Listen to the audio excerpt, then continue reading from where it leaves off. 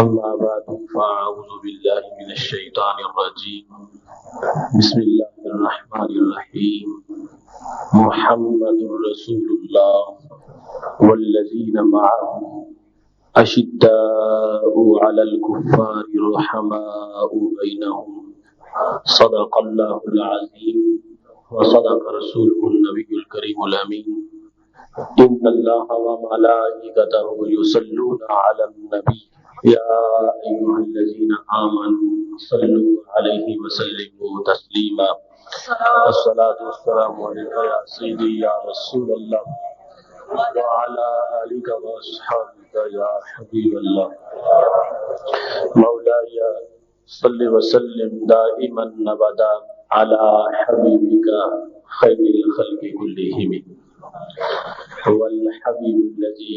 ترجى شفاعته لكل أول من الأهوال مقتحم. يا أكرم الخلق مالي من ألوذ به سواك عند حلول الحادث العمم. ربي صل وسلم دائما أبدا على حبيبك خير الخلق كلهم. اللہ تبارک و تعالی جل جلالہ وعم نوالہ فاتم برہانہ وعظم شانہ کی حمد و ثنا اور حضور سرور کائنات مفخر موجودات زینت بزم کائنات دستگیر جہاں غم گسار زماں سید سروراں حامی بے کساں رحمت للعالمین خاتم النبیین احمد مجتبی جناب محمد مصطفیٰ صلی اللہ علیہ وآلہ واصحابہ وبارک وسلم کے دربار مہربان میں ہدیہ درود السلام عرض کرنے کے بعد نہایت محتشم سامعین حضرات، جیسا کہ آپ نے اشتہار میں پڑھا ہوگا، ہمارے آج کے خطبہ جمعۃ المبارک کا موضوع خلفائے راشدین رضی اللہ تعالی عنہم حضرت عبداللہ بن عباس رضی اللہ تعالی عنہما کی نظر میں صحابہ کرام علیہم الرضوان میں بدری صحابہ سب سے افضل ہیں. بدری صحابہ میں سے عشرہ مبشرہ افضل ہیں اور عشرہ مبشرہ میں سے خلفائے راشدین افضل ہیں. خلفائے راشدین کے فضائل و مناقب اور ان کی سیرت و کردار سے متعلق پہلے بھی ہمارے کچھ موضوعات ہو چکے ہیں. آج کی گفتگو ان کی سیرت و کردار کے لحاظ سے ایک انفرادی گفتگو ہے کہ حضرت عبداللہ بن عباس رضی اللہ تعالی عنہما، جن کا علمی مقام اور صحابہ میں جو ان کی عزت و منزلت تھی اس کا تذکرہ ضمناً کبھی کبھی آپ سنتے رہتے ہیں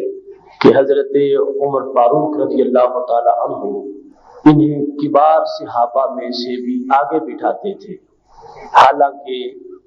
یہ کہا گیا، حضرت عبد الرحمن بن عوف رضی اللہ تعالی عنہ نے ایک میٹنگ میں یہ کہا کہ ہمارے بچے بھی ان سے بڑے ہیں اور اے عمر آپ انہیں ہم سے پہلے بٹھا لیتے ہو.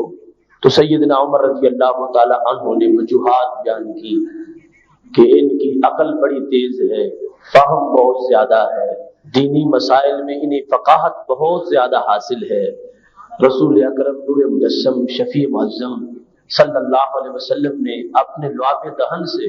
انہیں گھٹی دی تھی اور ان کے لیے علم و حکمت کی دعائیں مانگی تھی. تو اس لحاظ سے حضرت عبداللہ بن عباس رضی اللہ تعالی عنہما کی رائے وہ یقیناً قرآن و سنت کا نچوڑ ہے اور وحی کا عطر ہے جو انہوں نے ان عظیم خلفاء کے بارے میں جس رائے کا اظہار کیا. اس موضوع کو بالخصوص حضرت عبداللہ بن عباس رضی اللہ تعالی عنہ کی رائے کے لحاظ سے بیان کرنے کا مقصد یہ ہے، خلفائے راشدین کے فضائل جو قرآن و سنت میں ہیں وہ ہم متعدد قسطوں میں متعدد مواقع پر بیان کر چکے ہیں. حضرت عبداللہ بن عباس رضی اللہ تعالی عنہ کی نگاہ میں خلفائے راشدین کا مرتبہ کیا ہے، اس کو بیان کرنے کا ایک مقصد تو یہ ہے کہ بعد میں آنے والے حضرات جنہیں متقدمین کا زمانہ میسر نہ ہو، وہ ہو سکتا ہے کہ محض محبت اور عشق کے پیش نظر ایسی باتیں بھی بیان کر دیں کہ جن کا تعلق حقیقت کے ساتھ نہ ہو۔ اگرچہ ہمارے محدثین مفسرین انہوں نے ہمیشہ احتیاط کا دامن ہاتھ سے نہیں چھوڑا اور وہی باتیں کی ہیں جن کا تعلق حقیقت سے ہے، لیکن ایک سوسائٹی کا فرد جو ایک ماحول میں رہتا ہے، لوگوں سے ملتا ہے اور ان کے پاس وقت گزارتا ہے، یقیناً اس کی گواہی بعد والوں کی گواہی کے مقابلے میں بہت بڑی گواہی ہے۔ رسول اکرم نور مجسم شفیع معظم صلی اللہ علیہ وسلم نے فرمایا ہے کہ تم کسی شخص کے بارے میں کوئی رائے قائم کرنے سے پہلے اس کے ساتھ ایک دو سفر تو کر لو، پتہ چل جائے گا کچھ وقت گزارنے میں کہ کس حد تک تکلف کے پردے شخصیت پر موجود تھے۔ جوں جوں وقت گزرتا گیا وہ تکلف کے پردے ہٹتے گئے، تو اس طرح کافی ٹائم گزارنے سے کسی بندے کی جو حقیقی شخصیت ہے وہ نکھر کے سامنے آ جاتی ہے۔ تو حضرت عبداللہ بن عباس رضی اللہ تعالی عنہما، جنہوں نے رسول اکرم نور مجسم شفیع معظم صلی اللہ علیہ وسلم کی ظاہری حیات میں اپنی زندگی کے 15 سال یا 20 سال گزارے ہیں، ایک روایت میں 15 ہے اور دوسری میں 20 ہے، اور پھر انہوں نے چاروں خلفاء کا زمانہ بھی پایا ہے۔ سیدنا صدیق اکبر رضی اللہ تعالی عنہ کو انہوں نے رسول اکرم صلی اللہ علیہ وسلم کی محفل میں بیٹھے بھی دیکھا ہے اور مسند خلافت پہ بیٹھے بھی دیکھا ہے۔ انہوں نے حضرت عمر فاروق رضی اللہ تعالی عنہ کو رسول اکرم صلی اللہ علیہ وسلم کی قیادت میں جہاد کرتے بھی دیکھا ہے، اور پھر اپنے عہد خلافت میں دور دور تک کفر پر حملے کرتا بھی دیکھا ہے۔ انہوں نے حضرت عثمان غنی رضی اللہ تعالی عنہ کو بارگاہ نبوت سے ذی النورین کا لقب پاتے بھی دیکھا ہے، اور پھر انہوں نے ان کو ایام خلافت میں بھی دیکھا ہے۔ انہوں نے سیدنا علی المرتضی رضی اللہ تعالی عنہ کو رسول اکرم نور مجسم شفیع معظم صلی اللہ علیہ وسلم کے گھرانے میں نبوت کے سائے پلتے بھی دیکھا ہے، بڑا ہوتے اور سرکار کی خدمت میں بیٹھتے دیکھا ہے، اور پھر جو ان کا عہد خلافت ہے وہ بھی سارے کا سارا حضرت عبداللہ بن عباس رضی اللہ تعالی عنہ نے دیکھا ہے۔ لہذا دوسرے لفظوں میں انہوں نے ان عظیم اماموں کو اس وقت بھی دیکھا تھا جب یہ شاگرد تھے، اور اس وقت بھی دیکھا تھا جب یہ زمانے کے امام تھے۔ یہ دونوں مناظر ان کے سامنے ہیں۔ اب ان کے بارے میں جو رائے ہوگی ابن عباس کی، یقیناً وہ بڑی معنویت والی ہوگی، اور پھر وہ چونکہ قرآن و سنت کے بہت بڑے عالم تھے اور انہوں نے زندگی قرآن و سنت کی تعلیم کے لیے وقف کر رکھی تھی، پوری وحی کا نچوڑ اور احادیث کا خلاصہ ان کے سامنے تھا۔ اس کے سائے میں بیٹھ کر اور اس کی روشنی میں جو انہوں نے تاثرات امت کو دیے ہیں اور بعد میں آنے والوں کو دیے ہیں، یقیناً بعد میں کوئی آنے والا قرآن و سنت سے وہ روح حاصل نہیں کر سکتا جو ابن عباس اس سے حاصل کر رہے تھے۔ تیسری اہم بات جس کے پیش نظر ہم نے ان کی نگاہ میں جو خلفاء راشدین کا مقام ہے وہ زیر موضوع اس کو ہم نے رکھا اور زیر بحث اس موضوع کو لائے کہ آج ہم جس وقت دیکھتے ہیں کہ کچھ لوگ ان خلفاء میں سے بعض کے لحاظ سے، مسلک اور عقیدہ کے لحاظ سے بھی ان کو مختلف بتاتے ہیں، جبکہ ابن عباس رضی اللہ تعالی عنہما کی رائے جو ہے اس سے یہ بات بالکل سامنے آ جائے گی کہ ہیں کرنے ایک ہی مشعل کی، ابو بکر و عمر عثمان والی، ہم مسلک ہیں یاران نبی، کچھ فرق نہیں ان چاروں میں۔ اور پھر جو لوگوں نے آج تفریق کی کہ ہم ایک کو مانیں گے، دو کو نہیں مانیں گے، دو کو مانیں گے اور باقی دو کو نہیں مانیں گے، یا تین کو مانیں گے چوتھے کو نہیں مانیں گے، حضرت ابن عباس رضی اللہ تعالی عنہ کا جو سوچ ہے وہ آج معیار ہے، اور اس معیار کے مطابق اہل سنت و جماعت وہ جماعت ہے جو ابن عباس کی سوچ اور آپ کے مشن کے نقیب ہے. جس انداز میں انہوں نے چاروں کی برتری بالترتیب بیان کی ہے اسی انداز میں آج بھی اہل حق عقیدہ رکھتے ہیں. محتشم سامعین حضرات، یہ میں آپ کے سامنے حضرت عبداللہ بن عباس رضی اللہ تعالی عنہ کا ایک انٹرویو ذکر کر رہا ہوں جس کو سند کے ساتھ ائمہ حدیث نے اپنی کتابوں میں لکھا. امام طبرانی نے معجم کبیر میں اس کو بڑی تفصیل سے لکھا. مجموع الزوائد میں بھی یہ پوری گفتگو موجود ہے. اور اس میں سوال کرنے پر جو مامور تھے، انٹرویو میں ایک شخص سوال کرتا ہے، پورا پینل سوال کے لیے ہوتا ہے اور کبھی جوابات کے لیے بھی پورا پینل ہوتا ہے اور کبھی ایک ہی شخصیت کا انٹرویو ہو رہا ہوتا ہے. یہاں سوال کرنے والے بھی ایک ہیں اور جواب دینے والے بھی ایک ہیں. سوال کرنے والے حضرت سیدنا امیر معاویہ رضی اللہ تعالی عنہ انہوں نے سوال کیے ہیں اور حضرت سیدنا ابن عباس رضی اللہ تعالی عنہما نے تمام سوالوں کا جواب عطا فرمایا ہے. سب سے پہلے سیدنا امیر معاویہ رضی اللہ تعالی عنہ نے پوچھا، اے ابن عباس، ما رأیک فی ابی بکر، آپ یہ تو بتائیں کہ سیدنا ابو بکر صدیق رضی اللہ تعالی عنہ کا تمہارے نزدیک کیا مقام ہے، کیا مرتبہ ہے؟ اب جو ان کی اولیت تھی حقیقت میں، اسی اولیت کے پیش نظر انہیں سوال میں بھی مقدم کیا گیا اور اسی اولیت کے پیش نظر انہیں جواب میں بھی مقدم کیا گیا. تو حضرت ابن عباس رضی اللہ تعالی عنہما بولتے ہیں، رحم اللہ ابا بکر، اللہ ابو بکر صدیق پہ رحم کرے. یہ آغاز تھا جواب کا. خالق کائنات ان پہ رحم کرے. کان للقرآن تالیا، سب سے پہلا وصف یہ بیان کیا کہ ان سے بڑھ کے قرآن مجید کی تلاوت کرنے والا کوئی نہیں تھا. ان کو خالق کائنات نے جو حسن صوت دیا تھا اور جو ان کو تجوید اور قرآن مجید پڑھنے کا اسلوب عطا کیا تھا، اس سے میں بڑا متاثر تھا. یہاں تک کہ آپ کی تلاوت قرآن مجید پر جب آپ مکہ شریف میں تھے تو مشرکین مکہ نے رسول اکرم صلی اللہ علیہ وسلم کے پاس آ کر شکایت کی تھی کہ یا رسول اللہ صلی اللہ علیہ وسلم، سرکار سے آ کے وہ مخاطب ہوئے اور کہنے لگے، اے محمد بن عبداللہ، یہ ابو بکر قرآن بلند آواز میں پڑھتے ہیں، ہماری بیویاں سنتی ہیں تو وہ کلمہ پڑھ لیتی ہیں اور بڑا اثر ہو جاتا ہے نوجوانوں پر، اور ہمارے پکے پکے لوگ جو ہیں ہمارے باپ دادا کے مذہب سے پھسل جاتے ہیں، لہذا انہیں کہو کہ قرآن ذرا آہستہ پڑھا کرے تاکہ ہمارا جو مذہب ہے اس کا ستیہ ناش نہ ہو جائے. یہ بس چونکہ ان میں بدرجہ عدم موجود تھا. ابن عباس کہتے ہیں، رحم اللہ ابا بکر، اللہ سید ابو بکر صدیق رضی اللہ تعالی عنہ پہ رحم کرے. کان للقرآن تالیا، وہ قرآن مجید کی تلاوت کرنا جانتے تھے. پھر فرمایا وَعَنِ الْمَيْلِ نَائِيَا، فرمایا ان کے موقف میں کوئی لچک نہیں تھی کہ کبھی کسی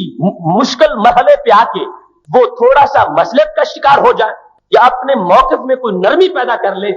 میں جہاں تک ان کو جانتا ہوں اور جہاں تک میں نے سرکار کے صحابہ سے سنا ہے، سیدنا صدیق اکبر رضی اللہ تعالی عنہ کی شخصیت کا دوسرا اہم پہلو میرے نزدیک یہ ہے، انل میل نائیا، دائیں بائیں کسی طرف بہک جانا یا بھٹک جانا یا کسی لچک کا اظہار کر دینا، یہ ان کی شخصیت میں موجود نہیں تھا. ہمیشہ انہوں نے جو حق سمجھا ہے اپنی آخری سانس تک اس پر پہرا دیا ہے. خواہ وہ ہجرت کی رات ہو، خواہ وہ بدر کا مقام ہو، جس مقام پر بھی ان کو آزمایا گیا ہے انہوں نے ہمیشہ حق کی نگرانی کی ہے. خواہ وہ عرش بدر ہو جب سارے صحابہ میں سے ابھی کوئی بھی آگے نہیں بڑھا تھا سرکار کی خیمے کی نگرانی کے لیے، تو حضرت سیدنا صدیق اکبر رضی اللہ تعالی عنہ ننگی تلوار لہراتے ہوئے خیمہ بدر کے سامنے کھڑے ہو گئے تھے. اور یہی وجہ ہے کہ حضرت علی المرتضیٰ رضی اللہ تعالی عنہ نے اپنے دوستوں سے یہ کہا تھا کہ میں مقابلہ کرتا رہا ہوں اپنے مقابل کے ساتھ، میں شجاع ضرور ہوں مگر اشجع نہیں ہوں. اشجع وہ ہے جو ہم سب میں سے شجاع ہے اور انہیں صدیق اکبر کہا جاتا ہے، کیونکہ جب خیمہ نبی کی نگرانی اور حفاظت اور پہرا دینے کا معاملہ آیا تھا تو ہم سب ابھی سوچ رہے تھے वल्लाहि मा दना मिन्ना अहदुन इल्ला अबू बकर शाहिरम बिस्सैफ अला रअस रसूलिल्लाह सल्लल्लाहु अलैहि वसल्लम। खुदा की कसम हम में से भी कोई भी आगे नहीं बढ़ा था कि सिद्दीक तलवार लहराते हुए आगे चले गए और उन्होंने अपने बदन के साथ सरकार के खेमे की हिफाजत की है। फिर तीसरे नंबर पर फरमाया व अनिल फहशाई साहिया। सिद्दीक उस हया वाले इंसान को कहा जाता है कि पूरी जिंदगी भूले रहे, पूरी जिंदगी भूले रहे। किस बात को? पूरी जिंदगी फहाशी से दूर रहे, खा वो इस्लाम से पहले की थी, खा वो इस्लाम के बाद की थी। अनिल फहशाए साहिया, यानी पूरी जिंदगी इस हद तक उन्होंने ऐसे कामों से दूर गुजारी है कि जैसे शहर में जिंदगी गुजर जाती है और इन चीजों का ख्याल ही नहीं आता। बड़े बड़े वो मौके जहां बड़े बड़े लोग फिसलते रहे और बड़े बड़े लोग जो है उनसे गलतियां सरजद हो जाती रही। हजरत सैयदना सिद्दीक अकबर रज़ियल्लाहु ताला अन्हु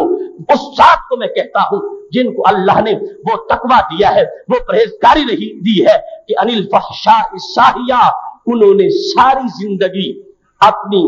फहाशी से, बेहयाई से और कोई भी जो नामुनासिब काम था, ना ऐलान नबूवत जो सरकार का है, इस्लाम लाने से पहले ऐसा कोई काम किया है और ना ही इस्लाम लाने के बाद ऐसा कोई काम किया है। फिर फरमाया वबिल्लैल काइमा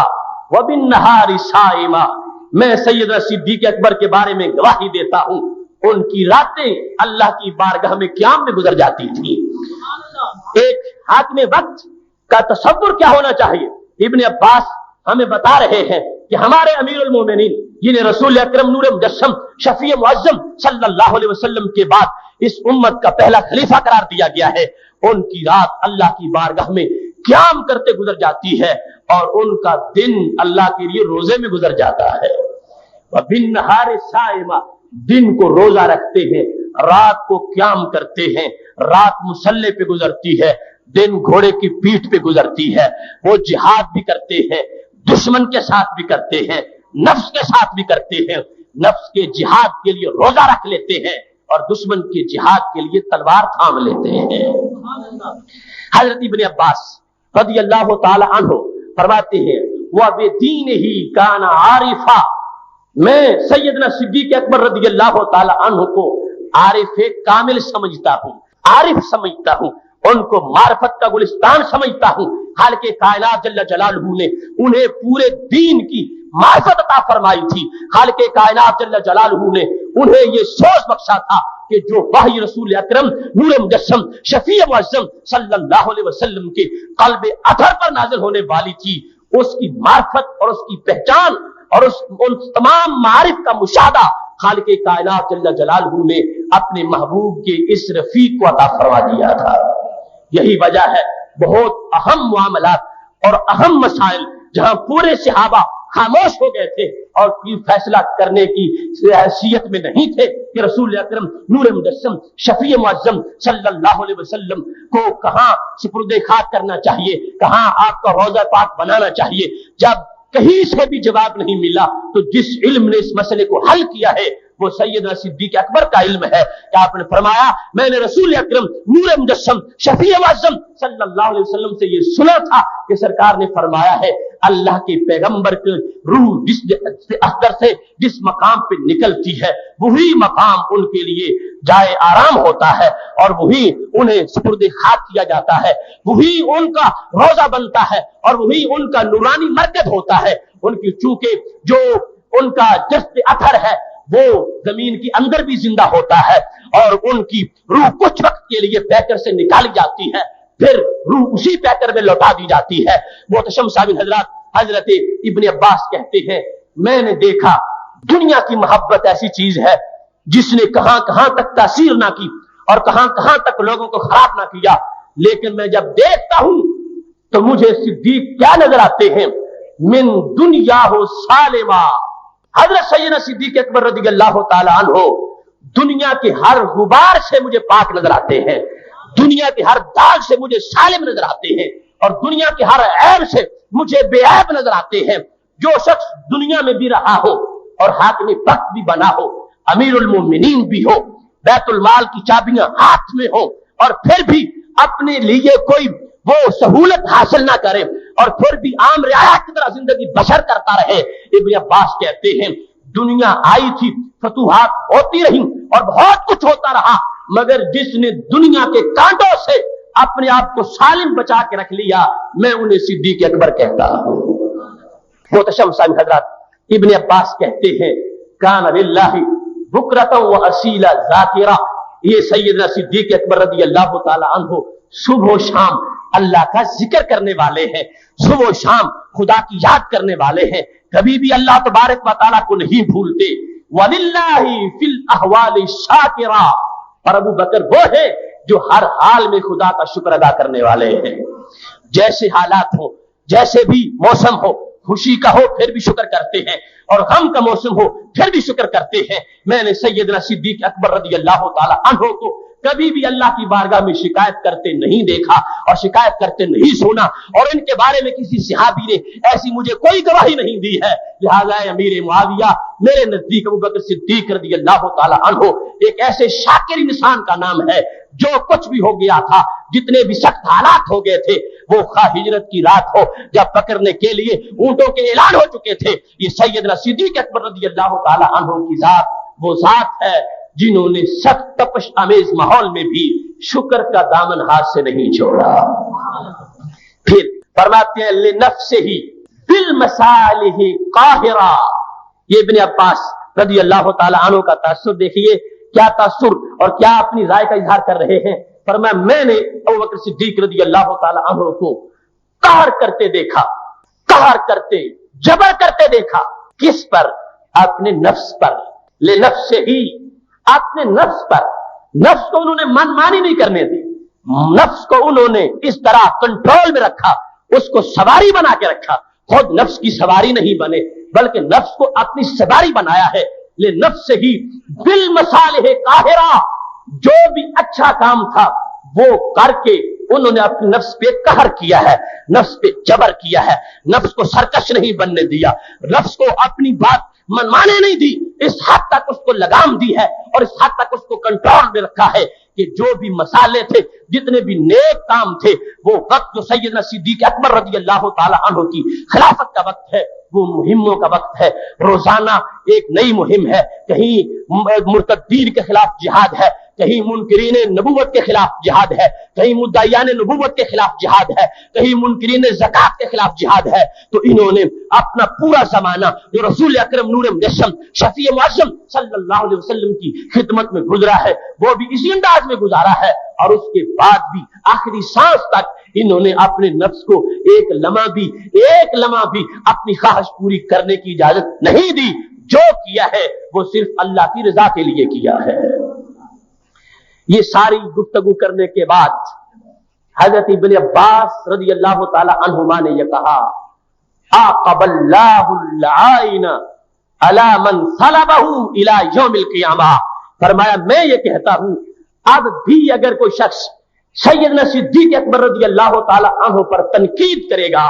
تو میں یہ دعا کرتا ہوں اللہ قیامت تک اس پہ لعنتیں برسائے۔ جو میرے صدیق اکبر کو کچھ کہتا ہے، ایک لعنت کی بات نہیں کہ فرمایا اللعائن، میں کئی لعنتوں کی دعا کر رہا ہوں کہ جو سیدنا صدیق اکبر رضی اللہ تعالی عنہ کے بارے میں اب بھی کوئی ایسی بات کہے جو کہ ان کی شان کے مناسب نہیں، جن کا کردار اتنا صاف اور اتنا ستھرا ہے، جس شخص نے ایسی کوئی بات کہی، میں خالق کائنات کی بارگاہ میں دعا کرتا ہوں اللہ اس کو نقصان دے، اور 1-2 سال کے لیے نہیں، قیامت تک اس بندے پہ لعنتیں برستی رہے۔ یہ پہلا سوال تھا خلفائے راشدین میں سے سیدنا صدیق اکبر رضی اللہ تعالی عنہ کی ذات کے بارے میں۔ دوسرا سوال سیدنا امیر معاویہ رضی اللہ تعالی عنہ نے حضرت عبداللہ بن عباس رضی اللہ تعالی عنہ سے یہ کیا ما رأیک فی عمر بن الخطاب، اے ابن عباس تمہارا سارا جو اوڑھنا بچھونا ہے وہ قرآن و سنت کی تعلیم رہا، اور تم نے دیگر جو اہم دلچسپیاں تھیں بھی، اور آپ نے اپنے آپ کو علمی سرگرمیوں تک زیادہ روک کے رکھا، اب قرآن و سنت کی روشنی تمہارے سامنے ہے،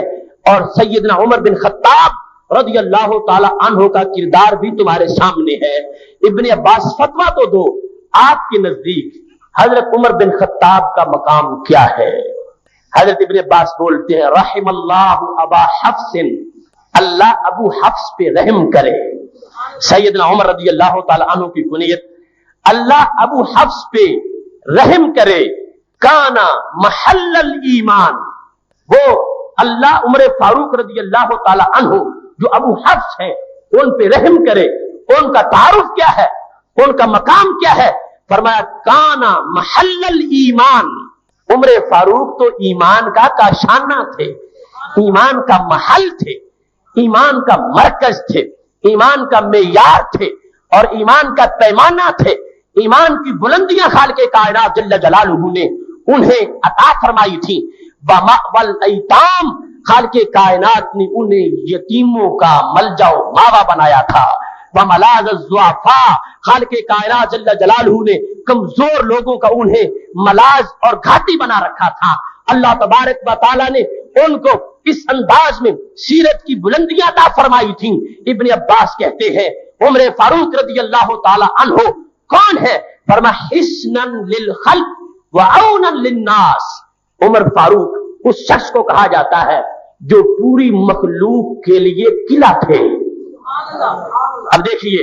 وہ سیدنا عمر رضی اللہ تعالیٰ عنہ جو کہتے ہیں اگر میرے دور حکومت میں نیل کے ساحل پہ، نیل کے کنارے پہ کوئی کتا بھی بھوکا رہ گیا تو عمر سے پوچھا جائے گا۔ یہ ان کی عظمتیں ابن عباس کے سامنے ہیں۔ فرمایا یہ صرف انسانوں کے حقوق کے علمبردار نہیں ہیں، حیوانوں کے حقوق کے بھی علمبردار ہیں، درختوں کے حقوق کے بھی علمبردار ہیں، ساری مخلوق کے حقوق کے یہ علمبردار ہیں۔ حسنا للخلق، پوری مخلوق کے لیے خالق کائنات جل جلالہ نے ان کو قلعہ بنایا ہے۔ وعونا للناس، اللہ نے اپنی مدد کا اظہار ان سے فرمایا ہے۔ یہ لوگوں کے لیے اللہ کی مدد ہے۔ اللہ کی مدد اس عمر سے ظاہر ہوتی ہے۔ یہ وہ عمر ہے رات رعایا سو رہی ہوتی ہے، عمر جاگ رہے ہوتے ہیں، گلیوں کے اندر ایک ایک دروازے پر جا کے وہ حال معلوم کر رہے ہوتے ہیں۔ اگر انہیں پتا چلتا ہے اس گھر کے اندر ایک عورت ہے جس کے لیے کوئی سامان پہنچانے والا نہیں ہے اور اس کے پاس بچے کی ولادت کا وقت ہے، یہ جاتے ہیں اور بیت المال سے بوری آٹے کی اور چاول کی اور پنیر کی اور سارا سامان لے کر اپنے کندھوں پہ اٹھا کے رکھ دیتے ہیں اور رکھ کے واپس نہیں جاتے۔ وہ سر انجام دیتی ہے اور پھر دیکھتے ہیں ایک گھر کے اندر ہنڈیا تو جل رہی ہے اور ہنڈیا کے نیچے آگ لگی ہوئی ہے، بچے رو رہے ہیں۔ پوچھا کیوں روتے ہیں تو گھر والی نے کہا کھانے کے لیے کچھ بھی نہیں ہے، یہ بچوں کو سلانے کے لیے میں نے پانی ہنڈیا میں ڈال رکھا ہے تاکہ انتظار کرتے کرتے بچے سو جائیں۔ حضرت عمر فاروق رضی اللہ تعالیٰ عنہ بیت المال سے اپنی پشت پہ بوری اٹھا کے لاتے ہیں اور وہاں صرف راشن ہی نہیں رکھتے، خود ہنڈیا پکاتے ہیں اور صرف پکاتے ہی نہیں، خود اپنے ہاتھوں سے ڈال کے دیتے ہیں اور ڈال کے دینے کے بعد بھی چلے نہیں جاتے بلکہ ایک جگہ چھپ کے بیٹھ جاتے ہیں۔ جب بچے کھانا کھا کے ہنستے ہیں عمر فاروق گھر کو چلے جاتے ہیں۔ غلام اسلم نے پوچھا امیر المومنین میں بوری اٹھاتا ہوں، فرمایا امت کا بوجھ تیرے کندھوں پہ نہیں میرے کندھوں پہ ہے، امیر المومنین تو مجھے کہا جاتا ہے بوریوں تم کیسے اٹھا سکتے ہو؟ اور جب وہاں وہ کہتے ہیں راوی جو غلام ہے کہتے ہیں میں نے دیکھا ہے عمر فاروق جھک جھک کے چولہے میں پھونک مارتے ہیں، ان کی بھاری داڑھی سے دھواں اوپر نکلتا مجھے نظر آتا ہے، کھانا تیار کر کے تقسیم بھی کرتے ہیں اور باہر دور مکان پہ اس جگہ چھپتے ہیں جہاں صحن بھی نظر آ رہا ہے مگر صحن والوں کو عمر نظر نہیں آ رہے۔ میں پاس بیٹھا رہوں گا، میرے روب کی وجہ سے بچے ہنس نہیں سکیں گے، میں نے جس حال میں ان کو دیکھا ہے روتے ہوئے مجھے تسکین نہیں ہوگی جب تک ان کو ہنستا دیکھ نہ لوں، لہٰذا میں چھپ کے بیٹھتا ہوں، یہ کھانا شہروں کے کھا لیں گے، جب ہنسیں گے مجھے چین آ جائے گا کہ میں نے اپنا حق پورا کر دیا ہے۔ حضرت عمر رضی اللہ تعالیٰ عنہ کے بارے میں ابن عباس ارشاد فرما رہے ہیں کہ خالق کائنات جل جلالہ نے ان کو یہ ہمت دی ہے، اظہر اللہ القوت علی یدہ، خالق کائنات جل جلالہ نے ان کو اپنی قوت کا مظہر بنا دیا، حتی فتح البلاد، یہاں تک انہوں نے بہت سے شہروں کو فتح کر لیا، دور دور تک اسلام کو پہنچایا۔ وذکر اللہ علی التلال والدواہی، عمر فاروق وہ ہے جنہوں نے ذکر نئے نئے آفاق میں کیا جہاں خدا کا ذکر کرنے والا کوئی نہیں تھا بندوں میں، عمر فاروق نے وہاں بھی اللہ کا ذکر پہنچایا ہے۔ یہ آج پورا عراق جو اسلامی تہذیب کا گہوارہ بنا، یہ سیدنا عمر رضی اللہ تعالی عنہ کی چمکتی تلواروں کا تحفہ ہے۔ جہاں جہاں تک علم و حکمت کے یہ گلستان کھلے، ابن عباس کہتے ہیں انہوں نے ڈگر ڈگر میں، نگر نگر میں، ندیوں میں، دریاؤں میں اور پہاڑوں میں، صحراؤں میں، ٹیلوں پر اور ٹپوں پر جس نے ہر جگہ خدا کا ذکر کیا ہو، میں اسے عمر فاروق کہتا ہوں۔ یعنی نئے نئے آفاق کے فتح ہو رہے تھے، یہ کوفہ و بغداد، یہ بصرہ و موصل، یہ افریقہ تک جو اسلامی سلطنت کی حدود کھل گئی ہے، اور فلسطین تک جو اسلام کا جھنڈا لہرا گیا ہے، دور دور تک جو لوگوں کو اللہ کے ذکر کی توفیق ملی ہے، اس توفیق کے پیچھے اللہ کی وہ قدرت ہے اور وہ طاقت ہے جو سیدنا عمر رضی اللہ تعالی عنہ کی تلوار سے ظاہر ہوئی ہے۔ لہذا امیر المومنین کے بارے میں ابن عباس کہتے ہیں کہ انہوں نے ذکر کا ایک نیا انداز اختیار کر لیا، جہاں جہاں کوئی بھی اللہ کا ذکر کرنے والا نہیں تھا، عمر فاروق نے خود بھی کیا ہے، بندوں سے بھی کروایا ہے۔ سیدنا عمر رضی اللہ تعالی عنہ آپ کی تقوی، فہم و فراست کا تذکرہ کرتے ہوئے ابن عباس اپنی گفتگو کو ختم کرتے ہیں اور پھر آخر میں وہ جملہ بولتے ہیں، عاقب اللہ اللعنۃ، اللہ اس بندے پہ لعنت کرے۔ کون؟ فرمایا جو عمر فاروق پہ تنقید کرتا ہے، عمر فاروق رضی اللہ تعالی عنہ کے فضائل سے جو جلتا ہے، عمر فاروق رضی اللہ تعالی عنہ کے محاسن سے جس کو غصہ آتا ہے، ابن عباس کہتے ہیں میں اس کے لیے بد دعا کر رہا ہوں کہ خالق کائنات جل جلالہ اس پہ لعنت کرے۔ آل حضرت فاضل بریلوی اس لیے کہتے ہیں وہ عمر جس کی آدا پہ شیدا فقر، اس خدا دوست حضرت پہ لاکھوں سلام، کہ عمر فاروق وہ ذات ہے کہ جن کے دشمنوں کا جہنم انتظار کر رہی ہے اور جہنم کو بڑا شوق ہے، ان کے دشمنوں کا اتنی بڑی فضیلتیں ابن عباس نے دیکھی ہیں، اور یہ پورا خاکہ انہوں نے چند جملوں میں امت کے سامنے اور بعد میں آنے والوں کو بتا دیا۔ سیدنا امیر معاویہ رضی اللہ تعالیٰ عنہ کے کہنے پر کہ خالق کائنات جل جلالہ نے ان کو مرکز اسلام بنایا ہے اور محل ایمان بنایا ہے۔ محترم سامعین حضرات، تیسرا سوال حضرت امیر معاویہ رضی اللہ تعالیٰ عنہ نے فرمایا ما رأیک فی عثمان، آپ کی سیدنا عثمان غنی رضی اللہ تعالیٰ عنہ کے بارے میں رائے کیا ہے؟ تو ابن عباس کہتے ہیں رحم اللہ ابا عمر، اللہ ابو عمر پہ رحم کرے، یہ ان کی کنیت ہے۔ ابو عمر فرمایا رحم اللہ ابا عمر، اللہ ابو عمر پہ رحم کرے، کان افضل الحفظ واکرم البررہ، عثمان غنی وہ ہے اگر دنیا بھر کی نسلوں کے بیٹے اکٹھے کیے جائیں ان میں سے جو سب سے پاک ہو اس کو عثمان کہا جاتا ہے۔ اور افضل البررہ، اور مخلوق میں سے جو افضل ہے انسانوں میں سے انبیاء اور رسل اور پہلے خلفاء کے بعد اس کو عثمان کہا جاتا ہے۔ اور پھر فرمایا اصبر القراء، اگر قیامت تک کے قاریوں کو اکٹھا کیا جائے گا تو ان میں سے جو زیادہ صبر والا ہو اسے عثمان غنی کہا جاتا ہے، کیونکہ آپ کی شہادت قرآن پڑھتے ہو گئی اور صبغت اللہ اور فسیکفیکہم اللہ یہ الفاظ تلاوت کر رہے تھے کہ آپ کی شہادت ہوئی ہے، آپ کا خون طبقہ ہے، قرآن پہ گرا ہے، آپ نے تلاوت نہیں چھوڑی، شہادت کا جام نوش کر لیا ہے۔ یعنی وہ مطلب یہ تھا ان کا کہ قرآن مجید پڑھتے ہوئے بندے کو صبر کرنا پڑتا ہے، کسی کو محض اپنی فرصت کے لحاظ سے صبر کرنا پڑا کہ میں پڑھوں، اگرچہ کام ہے میں چھوڑتا ہوں قرآن پڑھتا ہوں۔ کسی کو درد ہو رہا ہے کہتا قرآن نہیں چھوڑوں گا، درد ہوتا ہے تو ہوتا رہے۔ فرمایا پوری کائنات کے قرآن پڑھنے والوں کی جو آزمائش ہے اس کو اکٹھا کر لیا جائے، ان میں سر فہرست جس کا صبر ہوگا انہیں عثمان غنی کہا جاتا ہے۔ اصبر القراء، سارے قاریوں میں سے جن کا صبر کامل ہے، یہاں تک کہ کئی دن ہو گئے تھے ان کا پانی بند ہوئے اور باغیوں کے خطرات موجود تھے، انہوں نے قرآن کو نہیں چھوڑا، قرآن کو نہیں بھولے، حملہ ہوا ہے، گردن کٹی ہے، لہو قرآن پہ گرا ہے۔ اور یہ قانون ہے شہید کا وقت شہادت جہاں لہو گرتا ہے وہ جگہ قیامت کے دن گواہی دیتی ہے۔ باقی سارے شہیدوں کی گواہیاں اپنے مقام پر، کسی کی شہادت پہ بدر کی گواہی، کسی کی شہادت پہ احد کی زمین کی گواہی، کسی کی شہادت پہ حنین کی زمین کی گواہی، کسی کی شہادت پہ یمامہ کی زمین کی گواہی، اور کسی کی شہادت پہ یرموک کی ٹیلوں کی گواہی، اور کسی کی شہادت پہ کربلا کے میدان کی گواہی۔ عثمان غنی وہ ہے جن کی شہادت پہ قرآن کی گواہی۔ فرمایا اصبر القراء، یہ سارے قاریوں میں سے صبر والے ہیں۔ پھر فرمایا حجادم باللیل،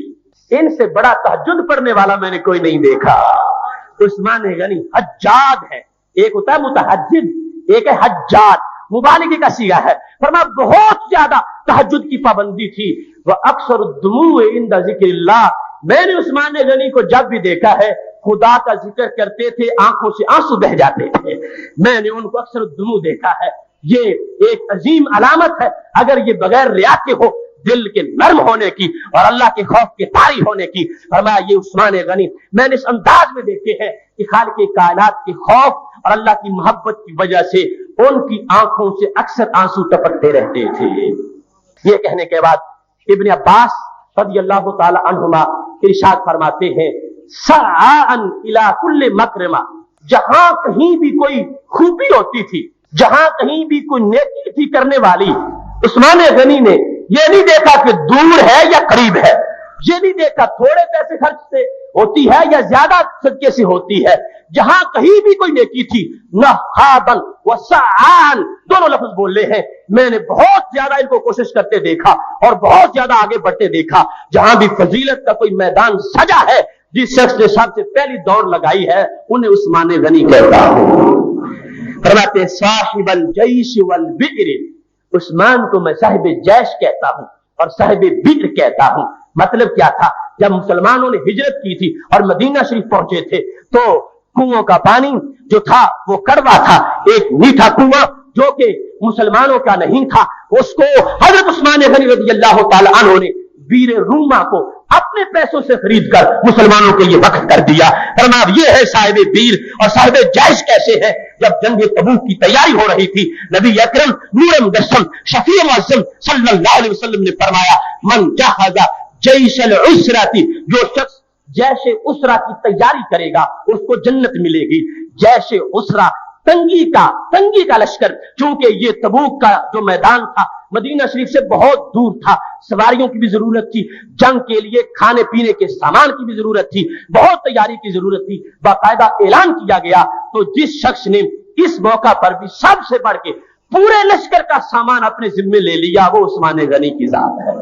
ایک مرتبہ اعلان کیا یا رسول اللہ صلی اللہ علیہ وسلم علیہ مئۃ بعیر باحلاسها واقطابها، یا رسول اللہ صلی اللہ علیہ وسلم میری طرف سے 100 اونٹ بما ساز و سامان کے قبول فرما لو۔ سرکار نے دوبارہ اعلان کیا، فرمایا علیہ مئۃ بعیر، یا رسول اللہ صلی اللہ علیہ وسلم میں 200 اونٹ پیش کرتا ہوں۔ جب پھر اعلان ہوا تو نبی اکرم نور مجسم شفیع معظم صلی اللہ علیہ وسلم کے عظیم صحابی نے کہا علیہ 300 بعیر باحلاسها واقطابها، میں 300 اونٹ بما ان کے ساز و سامان اور پالان کے محبوب آپ کی خدمت میں پیش کرتا ہوں۔ سرکار منبر سے نیچے اتر رہے تھے، فرمایا ما علی عثمان ما عمل بعد ھذا، آج کے بعد عثمان کا کوئی کام بھی انہیں نقصان نہیں دے سکتا، ان کا کوئی عمل بھی ان کے نامہ اعمال میں گناہ نہیں بن سکتا۔ خالق کائنات جل جلالہ نے یہ جو مرتبہ دیا تھا حضرت عثمان غنی کو سخاوت کا، اس کو ذکر کرتے ہوئے کہہ رہے ہیں ابن عباس کہ صاحب الجیش والبئر، وہ عثمان غنی ہے جن کو صاحب جیش کہا جاتا ہے اور صاحب بئر کہا جاتا ہے۔ صرف آپ نے اس لشکر کی تیاری میں اونٹ ہی نہیں دیے بلکہ ویسے دینار بھی دیے، اور اس میں بھی رسول اکرم صلی اللہ علیہ وسلم کا باقاعدہ فرمان موجود ہے۔ اس طرح پلٹ رہے تھے ہاتھ سے دیناروں کو اور فرمایا آج کے بعد عثمان کا کوئی کام گناہ نہیں بن سکتا۔ انہوں نے اس واسطے ابو ہریرہ رضی اللہ تعالیٰ عنہ کہنے لگے اشترى عثمان الجنت مرتين من رسول اللہ صلی اللہ علیہ وسلم، فرمایا عثمان غنی رضی اللہ تعالیٰ عنہ نے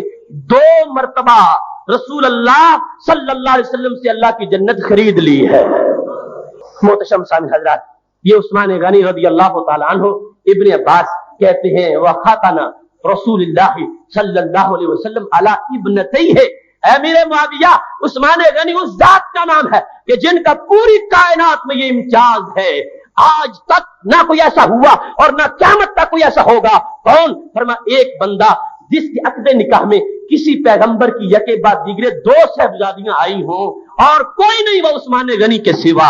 اس واسطے میں یہ کہتا ہوں یہ رسول اکرم نور مجسم شفیع معظم صلی اللہ علیہ وسلم کے دورے داماد ہیں جن کو خالق کائنات نے یہ انفرادیت عطا کی ہے جو دنیا میں اور کسی انسان کے حصے میں نہیں آئی۔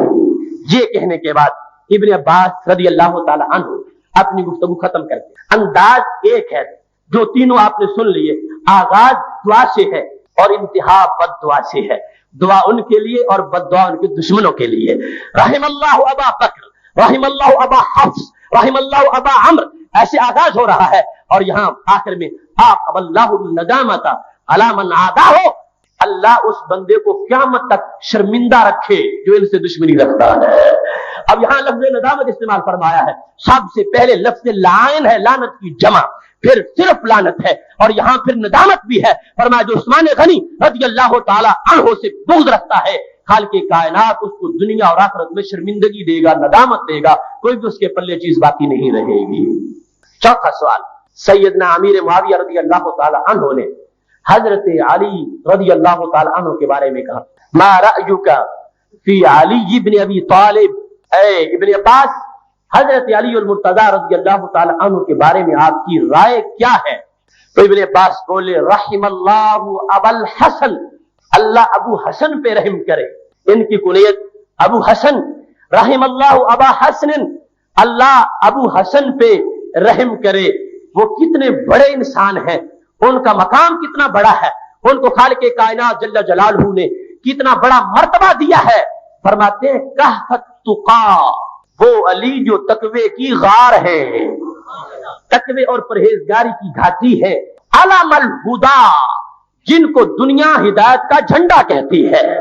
علم لہرانے والا پرچم وہ ہوتا ہے. فرمایا علم الہدا، اگر جاننا ہو کہ ہدایت کہاں ہے تو حضرت علی رضی اللہ تعالی عنہ کی ذات دور سے ہدایت کی نشانی کے طور پر نظر آ جائے گی. آپ کی شخصیت، آپ کا وقار اور آپ کی تعلیمات یہ پوری امت کے لیے اور رہتی انسانیت کے لیے ان کی حیثیت یہ ہے. عالم الہدا وکہف التقا ومحل النجاح، یہ حضرت علی رضی اللہ تعالی عنہ، ان کو خالق کائنات جل جلالہ نے ہدایت کا جھنڈا بنایا ہے،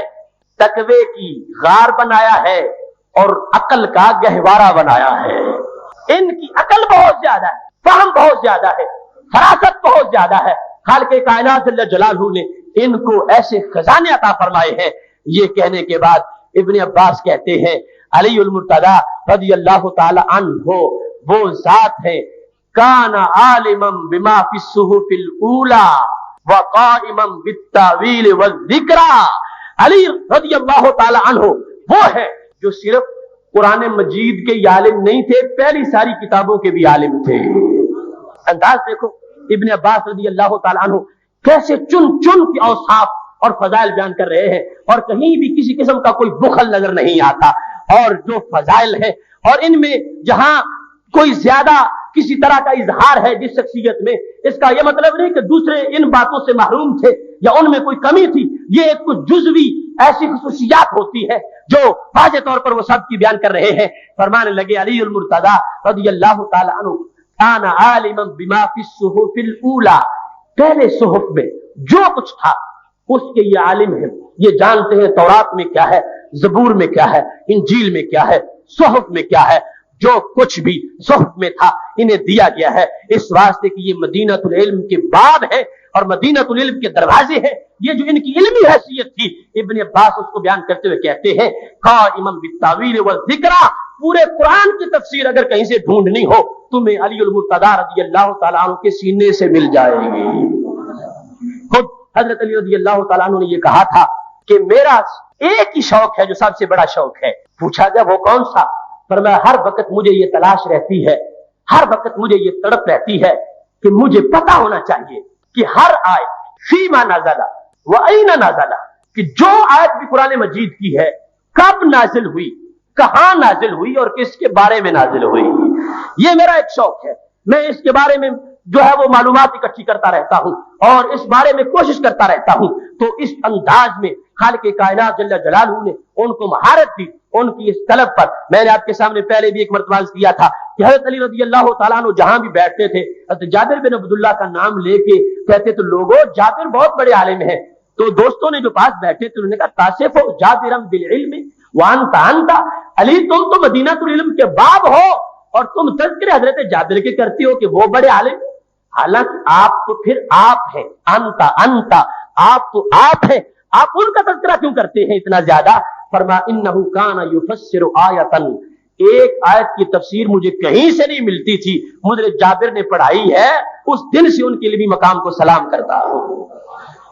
وہ ایک آیت کی تفسیر ایک ایک کر کے بھی انہوں نے اس انداز میں اکٹھا کر لیا سارا کہ انہوں نے اپنا سینہ اس انداز سے بھرپور کر لیا۔ ابن عباس اب ان کے بارے میں اپنی رائے کا اظہار کر رہے ہیں کہ یہ علی المرتضیٰ رضی اللہ تعالیٰ عنہ صرف قرآن کا ہی علم نہیں رکھتے، یہ صحف اولیٰ کا بھی علم رکھتے ہیں، کیونکہ قرآن مجید ان صحف پر مشتمل ہے، اور جب اس کا بھرپور علم آ جائے گا ان صحف کا بھی علم آ جائے گا۔ ابن عباس رضی اللہ تعالیٰ عنہ نے سیدنا علی المرتضیٰ رضی اللہ تعالیٰ عنہ کے علمی مقام کو خراج تحسین پیش کرتے ہوئے پھر یہ ارشاد فرمایا کہ یہ وہ علی المرتضیٰ ہیں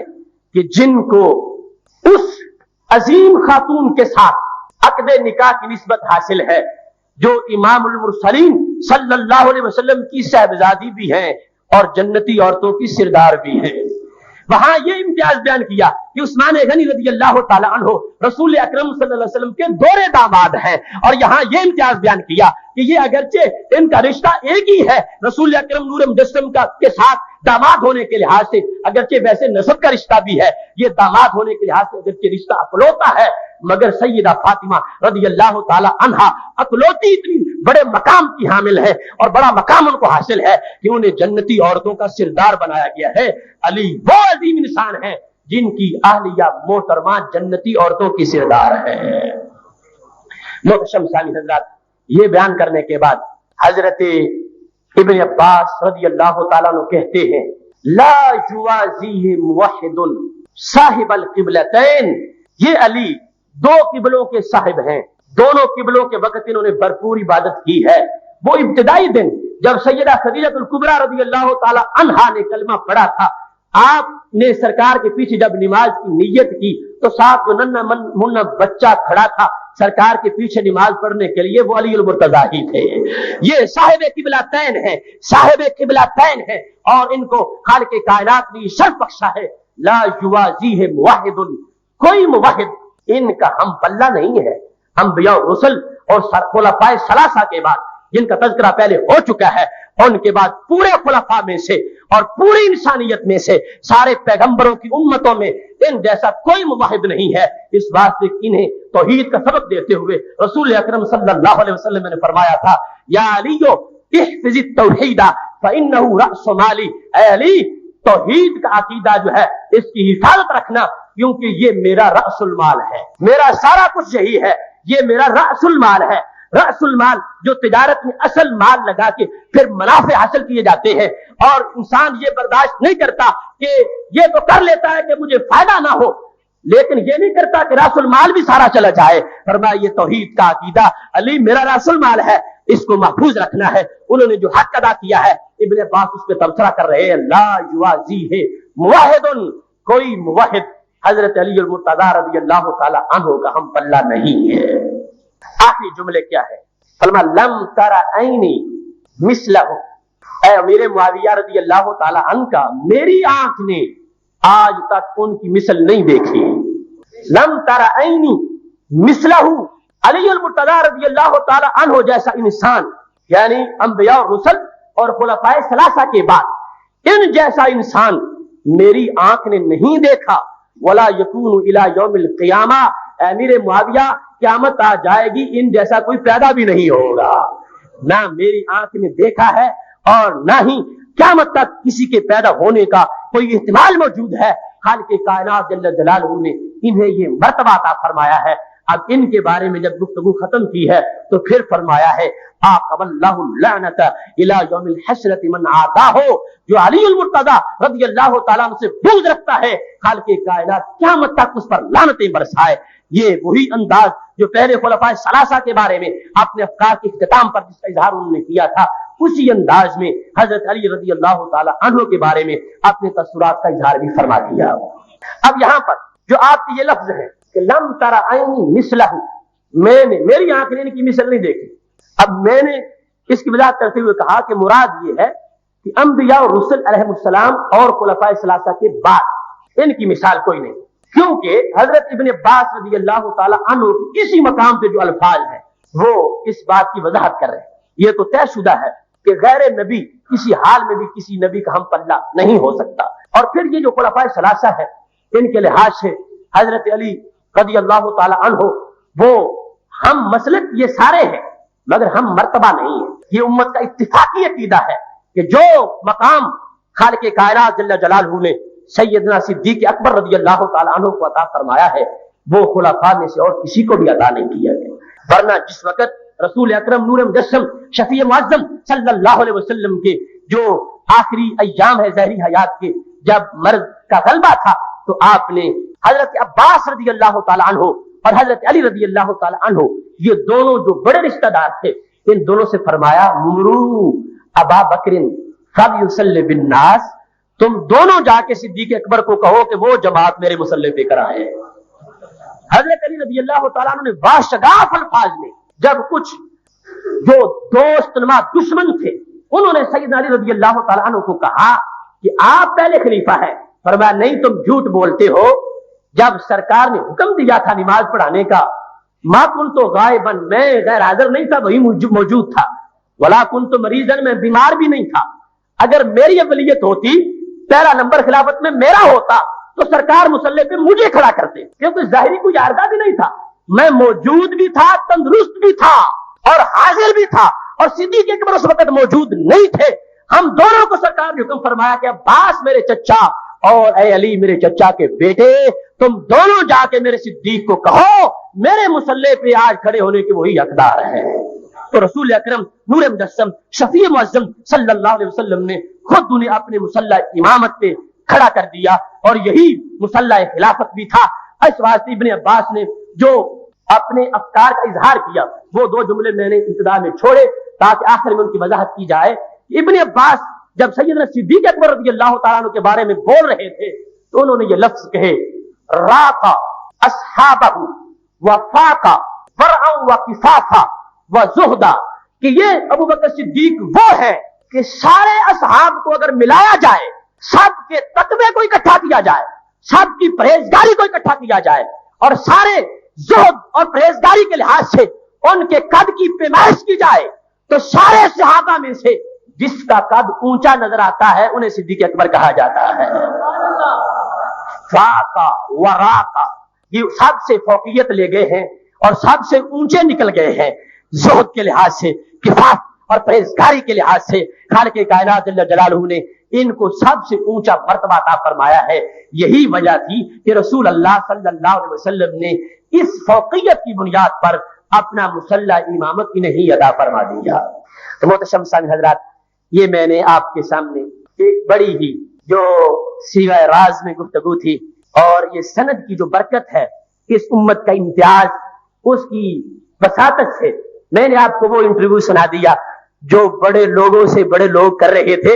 اور جس پر آج کے ہمارے 20 مسائل کا مدار موجود ہے اور 20 مسائل کا حل موجود ہے. حضرت سیدنا صدیق اکبر رضی اللہ تعالیٰ عنہ، حضرت سیدنا فاروق اعظم رضی اللہ تعالیٰ عنہ، حضرت سیدنا عثمان غنی رضی اللہ تعالیٰ عنہ، حضرت سیدنا علی رضی اللہ تعالیٰ عنہ، ان کے بارے میں ہم اگر دیکھیں کہ حضرت حسن بصری رضی اللہ تعالیٰ عنہ کا موقف کیا ہے، حبیب اجمی کا موقف کیا ہے، داؤد طائی کا موقف کیا ہے، حضرت معروف کرخی کا موقف کیا ہے، حضرت سبی سختی کا موقف کیا ہے، حضرت جنید بغدادی کا موقف کیا ہے، حضرت غوث پاک کا موقف کیا ہے، ان کے بارے میں حضرت داتا گنج بخش حجویری کا موقف کیا ہے، حضرت مجدد الفسانی کا موقف کیا ہے، حضرت امام احمد رضا خان فاضل بریلوی کا موقف کیا ہے، حضرت پیر مہر علی کا موقف کیا ہے، حضرت خواجہ شمس الدین سیالوی کا موقف کیا ہے، حضرت خواجہ پیر جماعت علی شاہ کا موقف کیا ہے. آخر تک یہ پوری جو نور کی ایک کڑی ہے اور نور کی جو لڑی ہے، ان سب کے ہاں وہی موقف نظر آتا ہے جو ابن عباس کے اس انٹرویو میں نظر آتا ہے. لہذا یہ وہ ایک صداقت ہے، یہ وہ ایک چمک ہے اور یہ وہ سنی عقیدہ ہے. سرکار کے صحابہ کے بارے میں اور اہل بیت کے بارے میں ہم نے جس وقت آج الجھنوں اور دھندلوں کے زمانے میں اپنے عقیدے کا پرکھا اور اپنے افکار کا ہم نے امتحان لیا اور اپنے نظریات کو ہم نے جانچنا چاہا تو حضرت ابن عباس رضی اللہ تعالی عنہ کا موقف جو سند کے ساتھ حدیث کی کتابوں میں موجود ہے ہم نے اس کے ساتھ ملایا تو وہی منظر سنی کے دھڑکتے دل میں نظر آ گیا.